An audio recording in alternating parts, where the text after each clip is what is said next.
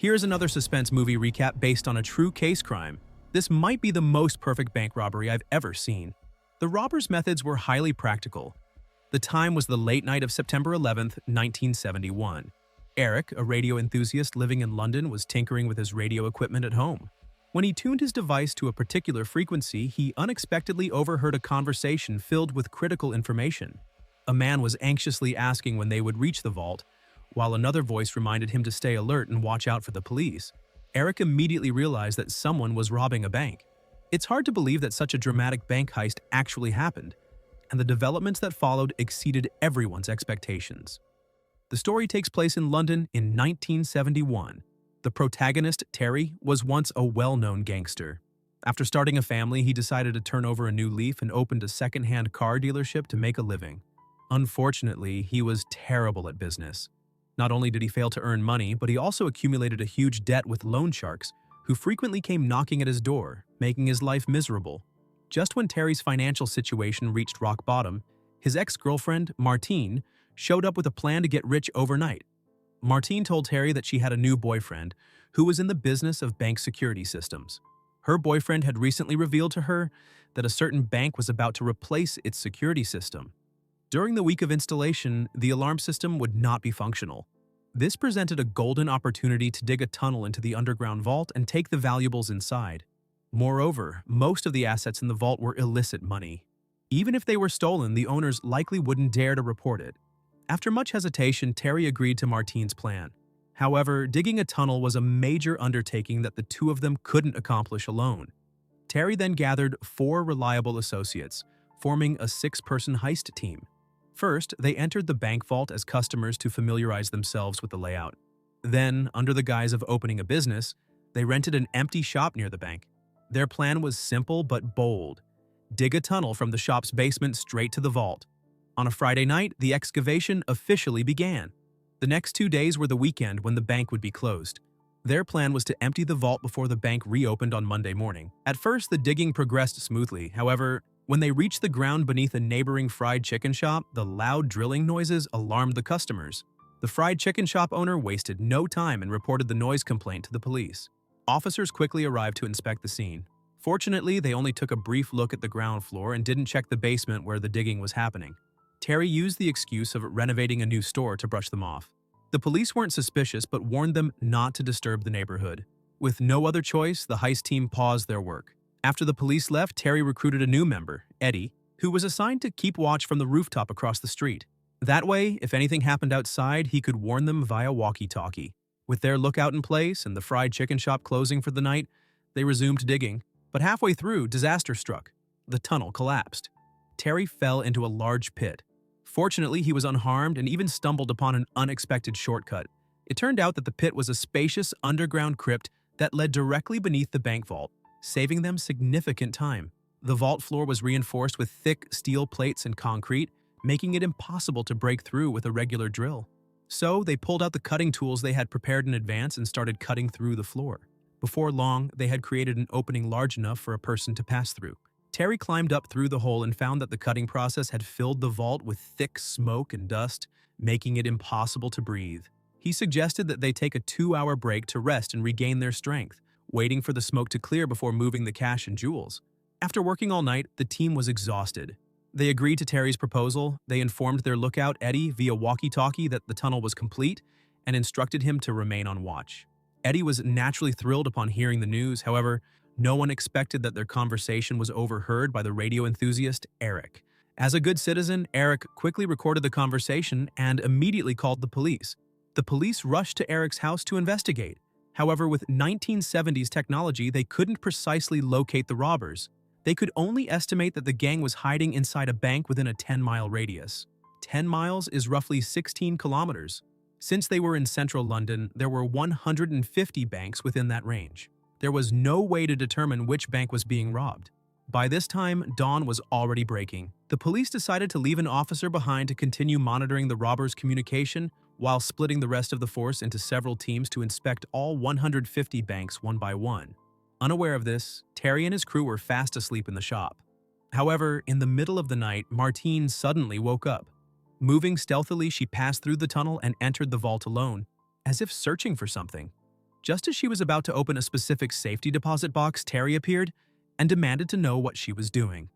Left with no choice, Martine confessed the true purpose behind the heist.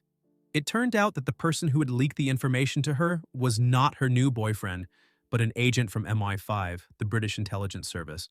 Martine had been under MI5's watch due to some past offenses. The agency had offered her a chance to redeem herself. If she could help them resolve a particular problem, her criminal record would be wiped clean. For years, MI5 had been troubled by a man named Michael X, a fake black liberation leader who, on the surface, fought for the rights of the working class, but was actually involved in activities such as secret filming, blackmail, kidnapping, and murder. Someone like him should have been thrown in prison long ago. However, Michael X possessed compromising photos of a British princess and several high-ranking officials and politicians. Because of this, MI5 had been unable to take any action against him. Recently, MI5 received intelligence suggesting that Michael X had stored these photos in a safety deposit box inside this very bank's vault. Without concrete evidence and considering that everything inside the vault was private property, even MI5 had no legal authority to inspect it. Moreover, the case directly impacted the reputation of the British royal family. MI5 had no choice but to handle it discreetly. Thus, they devised a plan to use Martine and her team to rob the bank. In return, MI5 promised that as long as they retrieved the photos, all other stolen valuables would belong to the robbers. They also assured them that they would help block any police investigation. At this point, Terry had no choice but to continue with the plan. He woke up the team and instructed them to start cutting open the safety deposit boxes to loot the valuables inside. Before long, they had emptied the entire vault. Martine also managed to find the item MI5 was after. However, just as they were preparing to leave, a police team arrived at the bank as part of their systematic inspection. Eddie, who was keeping watch from the rooftop, immediately picked up the walkie-talkie to alert Terry. But before he could say much, his nervous hand slipped, and the device fell to the ground. Unexpectedly, this mistake ended up saving Terry and his crew. Since all their communications were being monitored by the police, the officers didn't receive Eddie's warning. As a result, when they arrived at the bank, they only conducted a routine check of the vault entrance under the guidance of the bank manager. Finding the vault door intact, they assumed everything was in order and left. It wasn't until Monday morning, when the bank employees returned to work, that they discovered the vault had been completely emptied. The police rushed to the scene and immediately sealed off the area. News of the heist spread quickly, drawing widespread media attention. The case became the talk of the town. This infuriated the MI5 director, who had intended to resolve the matter quietly. He hadn't anticipated that Martine's crew would cause such a public spectacle. If the police caught the robbers first, not only would MI5's secret involvement come to light, but the compromising photos of the royal princess and government officials would likely be exposed as well. It was unclear what the MI5 director had been thinking in the first place. How could something as big as a bank robbery be kept under wraps?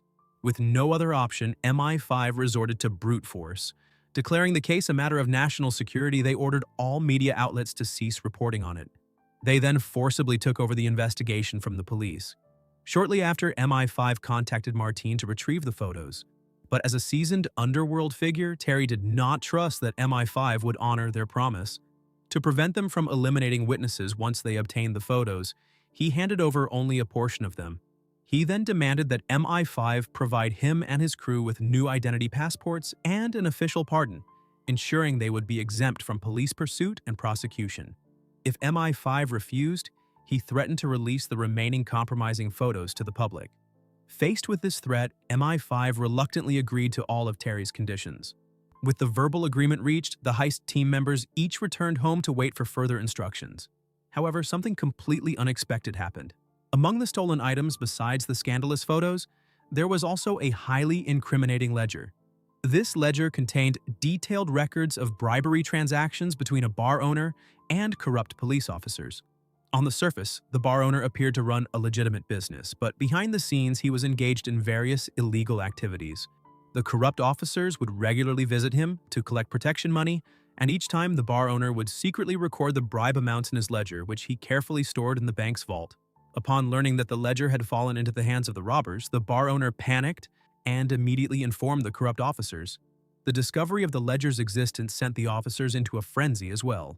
Determined to retrieve it, they mobilized their entire network and quickly managed to capture Dave, one of the heist team members. Under brutal interrogation, Dave remained loyal and revealed the full details of the robbery. With this information, the corrupt officers prepared to hunt down Terry and the rest of the crew. However, Terry and his team had been exceptionally cautious and had already gone into hiding. In the end, the only person the corrupt officers were able to apprehend was Eddie, who had been on lookout duty. To pressure Terry into surrendering the ledger, the bar owner called him. Over the phone, he ordered the corrupt officers to execute Dave as a warning. He then threatened Terry, making it clear that if the ledger was not handed over soon, Eddie would be next. Hearing of Dave's death, Terry was devastated. But with Eddie still in their hands, he knew he could not act recklessly. He immediately searched through the stolen loot and, as expected, found the ledger the bar owner so desperately wanted. But now, another problem arose. If he handed over the ledger, even with new identities and a pardon, he and his team would still be hunted down by both the bar owner and the corrupt officers. Determined to end this ordeal once and for all, Terry devised a flawless plan. Carefully flipping through the ledger, he noticed that a certain Inspector Roy's name was absent from the list of bribe recipients. This suggested that Inspector Roy might be an honest officer. Seeing an opportunity, Terry contacted MI5, the bar owner, and Inspector Roy separately, arranging for all three parties to meet at the train station the following day to make the exchange. MI5 was the first to arrive. Terry successfully exchanged the remaining compromising photos for new identities and an official pardon. Just as the deal was concluding, the bar owner arrived, accompanied by two corrupt officers. While holding Eddie, they rushed to the scene. Upon seeing Terry standing with MI5 agents from a distance, the group immediately panicked and fled. Terry quickly chased after them and got into a scuffle with the group. During the chaos, Detective Roy arrived with a large group of police officers just in time to save Terry and Eddie. Since Terry and his team already had their pardon documents, Detective Roy did not make things difficult for them. He only took the ledger from Terry and then allowed them to leave without further interference. Meanwhile, the bar owner and the corrupt officers were arrested. In the end, Terry and his team went abroad, living a dull life as wealthy people. The notorious fake black leader, Michael X, soon became a target of MI5 due to the lack of protection and was quickly captured and executed. The police high command also launched a massive purge based on the contents of the ledger. The story of the bank heist was inspired by the famous Beak Street bank robbery in British history. It is said that the robbers' initial intent was to steal a few compromising photos of Princess Margaret, who was the only sister of the Queen Elizabeth II. Princess Margaret passed away in 2002 and her personal life had been marred by scandals, but the exact truth remains unknown. That's all, my friends. If you like suspense movie recaps, I recommend you check out the next one.